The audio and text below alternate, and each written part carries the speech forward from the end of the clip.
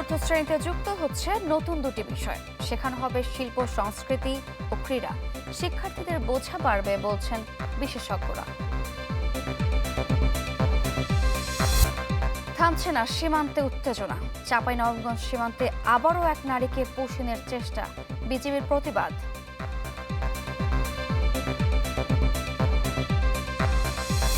যুদ্ধবন্ধে Iran যুক্তরাষ্ট্রের সমঝোতা, শুক্রবার সুইজারল্যান্ডে আনুষ্ঠানিক চুক্তি, খুলছে হরমুজ।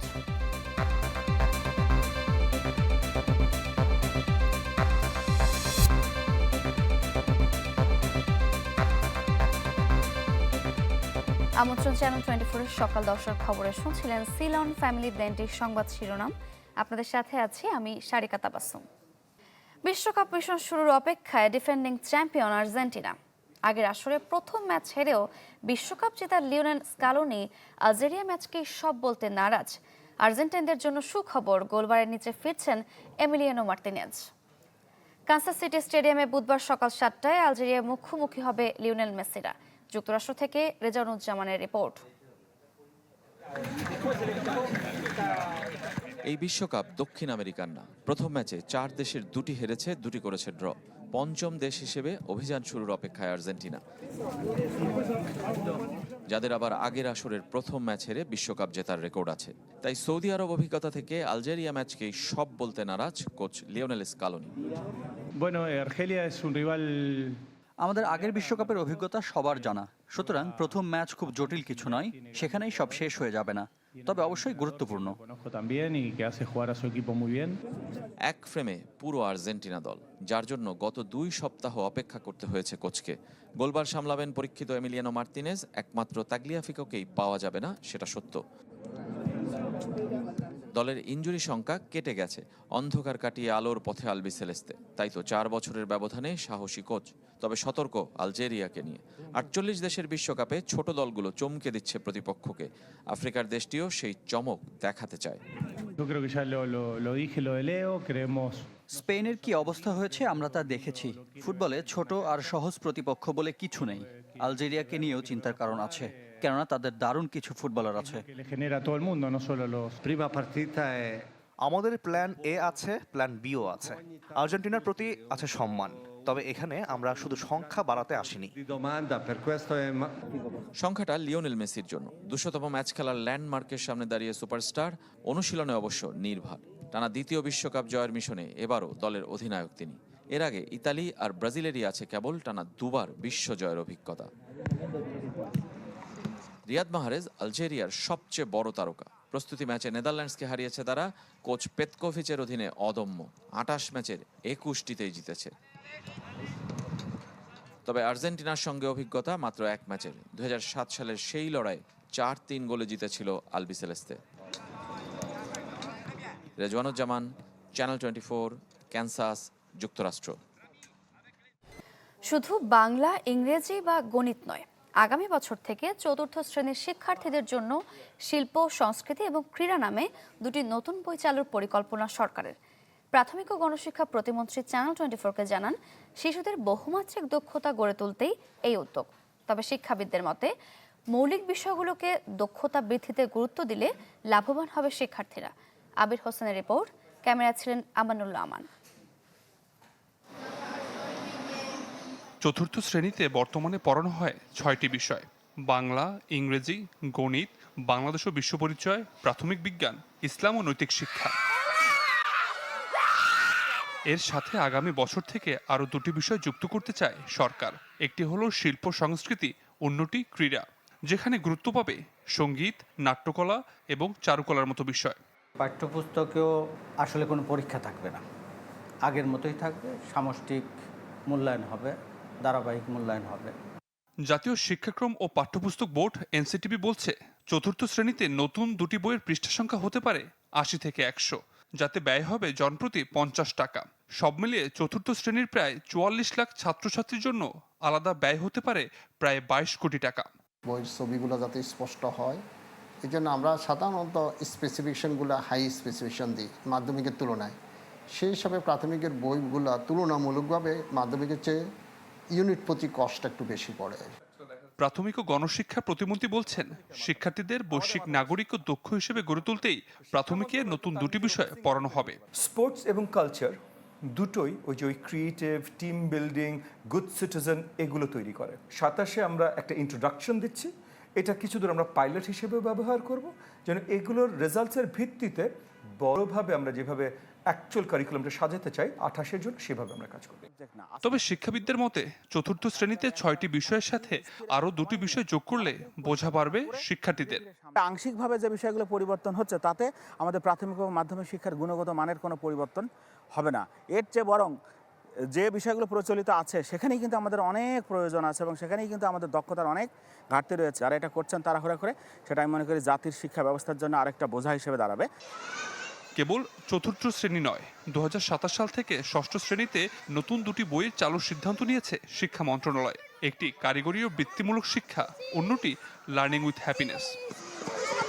মুখস্থ বিদ্যার উপর নির্ভরশীলতা কমিয়ে সরকার শিশুদের শারীরিক ও মানসিক বিকাশের জন্য যে উদ্যোগ নিতে যাচ্ছে, প্রাথমিক শিক্ষা সেটা কতটা অবদান রাখে সেটাই এখন দেখার বিষয়। আবির হোসেন, চ্যানেল 24, ঢাকা। চাঁপাইনবাবগঞ্জের রক্ষণপুর সীমান্ত দিয়ে আবারও এক নারীকে পুষিনের চেষ্টা করেছে বিএসএফ, তবে বিজিবির বাধায় সেই চেষ্টা ব্যর্থ হয়েছে। বিজিবি জানায় সোমবার রাতে রক্ষণপুর সীমান্তে নৌকা যোগে এক নারীকে পুষিনের চেষ্টা চালায় বিএসএফের আরকেওয়াদা ক্যাম্পের সদস্যরা। এ সময় বাধা দেয় বিজিবির টহল দল। পরে শূন্যরেখা অবস্থান করছেন ওই নারী। এর আগে 13 জন একই সীমান্ত দিয়ে 15 জনকে পুষিনের চেষ্টা করে বিএসএফ, পরে তাদের ভারতে ফেরত নেওয়া হয়।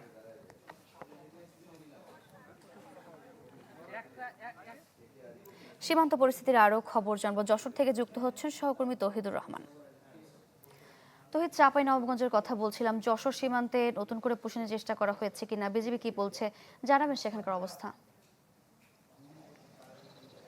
সারিকা, যশোরে আসলে নতুন করে আর কোনো পুশিনের ঘটনা বা চেষ্টার ঘটনা নাই। আপনি জানেন যে গত 1 জুন যশোরের যে সারসা সীমান্ত, রঘুনাথপুর এবং সাদিপুর সীমান্ত দিয়ে একদল বাংলা ভাষাভাষীকে জোরপূর্বক এই পাশে ঠেলে পাঠানোর চেষ্টা করে বিএসএফ। রাতভর তাদের চেষ্টা ব্যর্থ হওয়ার পরে সেই বাংলা ভাষাভাষী একদল লোককে, তারা নারী পুরুষ এবং তাদের মধ্যে শিশুও ছিল, শূন্যরেখায় তাদেরকে বসিয়ে রাখা হয়। টানা 3 দিন মানবেতর জীবনযাপনের পর সেই বাংলা ভাষাভাষী ভারত ফেরত নিতে বাধ্য হয়েছে বিএসএফ এর চেষ্টায়। এবং বিএসএফ এর ভূমিকা যথেষ্ট ভালো ছিল বলে স্থানীয় মানুষগুলো বলছে। তারা বিজিবির চেষ্টা যথেষ্ট ভালো ছিল এবং স্থানীয় মানুষের সহযোগিতাও তারা পেয়েছে বলে বিজিবির পক্ষ থেকে বলা হয়েছে।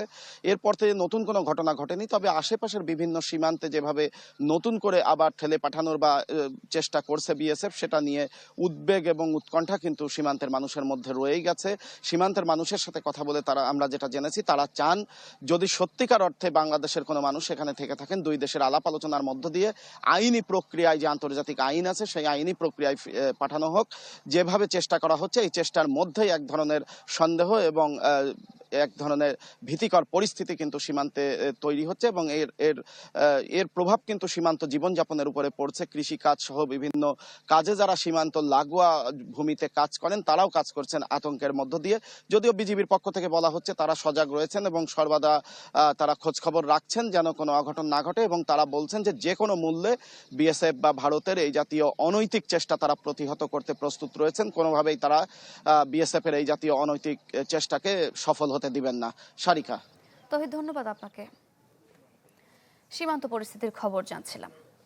কাল মৌলভীবাজার যাচ্ছেন প্রধানমন্ত্রী তারেক রহমান। এদিন সদর ও শ্রীমঙ্গল উপজেলায় 3য় ধাপে ফ্যামিলি কার্ড বিতরণ কর্মসূচির উদ্বোধন করবেন। একই সাথে যোগ দেবেন জনসভায়। প্রধানমন্ত্রীর সফর ঘিরে ব্যাপক উৎসাহ উদ্দীপনায় রাজনৈতিক অঙ্গন সহ সাধারণ মানুষ। সবুজের সমারোহ, সাজানো চায়ের বাগান আর পাহাড়ের নীরবতা, সব মিলিয়েই প্রাকৃতিক সৌন্দর্যের এক অনন্য লীলাভূমি মৌলভীবাজার। 17 জুন প্রধানমন্ত্রী তারেক রহমানের আগমন ঘিরে সেখানেই এখন ভিন্ন আমেজ। সভাস্থলে চলছে সাজসজ্জা আর প্রয়োজনীয় অবকাঠামো নির্মাণ। পরিবেশ রক্ষা ও জনস্বার্থ বিবেচনায় জেলার কোথাও ব্যানার, ফেস্টুন বা তোরণ স্থাপন করা হয়নি। মাননীয় প্রধানমন্ত্রীর নির্দেশেই তোরণ, ফেস্টুন এই সমস্ত আমাদেরকে নিষেধ করা হয়েছে, কারণ এটা অনেক অপচয়, অনেক টাকা অপচয় হয় এবং জনগণেরও দুর্ভোগ হয়। আমরা অধীর আগ্রহে ওনাকে বরণ করার জন্য মৌলভীবাজার জেলার 21 লক্ষ মানুষ এখানে অপেক্ষা করছে। আমাদের মেডিকেল কলেজ, পাশাপাশি একটি বিশ্ববিদ্যালয় এবং কাঠামোগত যে উন্নয়নগুলো আছে সাধনে উনি আমাদের যে স্বপ্ন সেটি বাস্তবায়ন করবেন আমরা আশা করি। ফ্যামিলি কার্ড বিতরণ কর্মসূচির আওতায় শ্রীমঙ্গলের মির্জাপুরের 1 নম্বর ওয়ার্ড এবং রাজনগরের ট্যাংরার 7 নম্বর ওয়ার্ডের তালিকাভুক্ত পরিবারগুলো সরাসরি পাবেন সরকারি সুবিধা। কার্ড দেওয়ার পরে খুব সুন্দরভাবে আমরা চলতাম পারমু, মাসে মাসে টাকা পাইমু, যে একটু আয় দায় করতে পারমু, খাইতে পারমু। টাকা পাইলে ভালো ফ্যামিলি চলবো, কষ্ট হইতো না। পুরো জেলার কয়েক স্তরের নিরাপত্তা নিশ্চিত করেছে আইন শৃঙ্খলা রক্ষাকারী বাহিনী। এখানে কিছু অনিয়ন্ত্রিত ট্রাফিক রয়েছে, এইগুলো নিয়ন্ত্রণের জন্য আমরা অভিযান পরিচালনা করতেছি।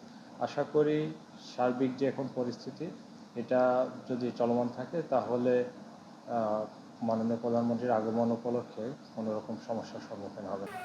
প্রধানমন্ত্রীর এই সফর উপলক্ষে মৌলভীবাজারবাসীর প্রত্যাশা উন্নয়ন আর সম্ভাবনার নতুন বার্তা। Desk report, channel 24। বিচার বিভাগের পৃথক সচিবালয় নিয়ে হাইকোর্টের রায়ের বিরুদ্ধে আপিল শুনানি 1 সেপ্টেম্বর। অ্যাটর্নি জেনারেলের আবেদনে প্রধান বিচারপতির নেতৃত্বাধীন আপিল বেঞ্চ এদিন ঠিক করে দেন। একটি রিটের পরিপ্রেক্ষিতে গেল বছর সেপ্টেম্বর সংবিধানের 116 অনুচ্ছেদকে অসাংবিধানিক ঘোষণা করে রায় দেন হাইকোর্ট।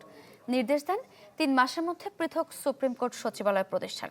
এ রায়ের পর আনুষ্ঠানিকভাবে সুপ্রিম কোর্ট সচিবালয়ের কাজও শুরু করে। কিন্তু বর্তমান সরকার ক্ষমতায় আসার পর অধ্যাদেশটি আইনে পরিণত না করায় বাতিল হয়ে যায় সুপ্রিম কোর্ট সচিবালয়।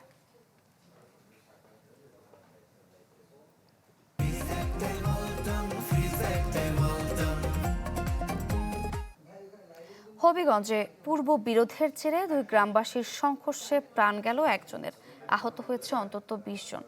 পুলিশ জানায় আদিত্যপুর গ্রামের জাহিদ ও আবদা ফৌজদা গ্রামের মোশাহিদের মধ্যে দীর্ঘদিন ধরে বিরোধ চলছিল। এরই জেরে সোমবার দুপুরে সংঘর্ষে জড়ায় দুপক্ষের লোকজন। ইটপাটকেল নিক্ষেপ, ধাওয়া পাল্টা ধাওয়ার ঘটনা ঘটে। খবর পেয়ে পুলিশ গিয়ে পরিস্থিতি নিয়ন্ত্রণে আনে। সন্ধ্যায় ফের 2 দফা সংঘর্ষে জড়ায় তারা। এ সময় গুরুতর আহত শিলু মিয়াকে হাসপাতালে নেওয়া হলেও বাঁচানো যায়নি। এদিকে কুমিল্লায় চর দখল নিয়ে 2 গ্রামবাসীর সংঘর্ষে আহত হয়েছে অন্তত 30 জন। ভাঙচুর ও লুটপাট করা হয় ঘরবাড়ি ও দোকানপাট। এছাড়া মাদারীপুরে আধিপত্য বিস্তার নিয়ে দুপক্ষের সংঘর্ষে আহত হয়েছে 14 জন।